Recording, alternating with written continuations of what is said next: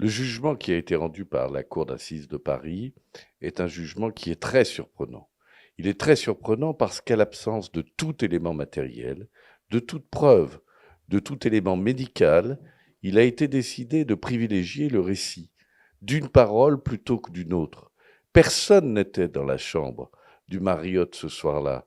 Deux personnes racontent deux histoires différentes. L'une raconte une histoire de viol, l'autre raconte une histoire d'une altercation intervenue entre les deux.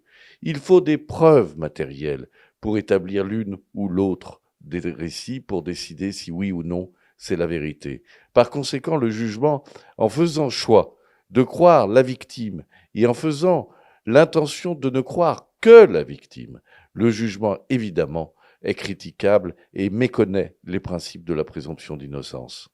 Les expertises médicales qui ont été faites ont démontré qu'il n'existait aucune trace d'ADN dans les organes génitaux de Laura Prioul, ce qui démontre à l'évidence qu'il n'y a eu aucun acte de viol qui ont pu être commis par Saad Lemjaret. Et c'est en dépit de cet élément, c'est en dépit de cette preuve médicale que la Cour a décidé de donner raison à Madame Laura Prioul, ce que, évidemment, nous considérons comme hautement choquant et hautement injuste. Et pourquoi on revient aujourd'hui attaquer à nouveau Saad Lemjabet?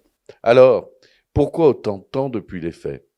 Parce que la justice est lente en France, parce que la justice prend son temps en France, parce que Madame Prioul a décidé de faire en sorte que cette procédure dure longtemps, en refusant, alors que c'était la volonté des juges, que l'on aille devant un tribunal, ce qui aurait fait une décision rendue en 2019, plutôt que devant la cour d'assises, ce qui est une formation criminelle large et dont la mise en place est beaucoup, beaucoup plus longue.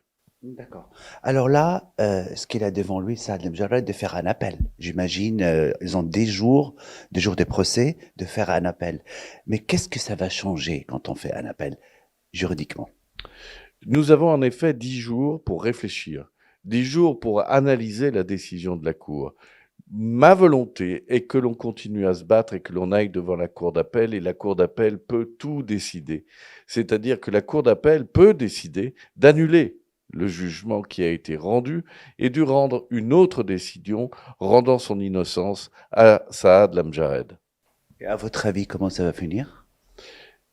Avec l'aide de Dieu, nous estimons que quand il y a deux récits, celui de la personne qui est accusée est celui qui doit prévaloir, et qu'en toute hypothèse, la vérité, si la vérité judiciaire doit être la vérité scientifique, alors Saad Lamjaret est innocent du viol dont on lui reproche la commission.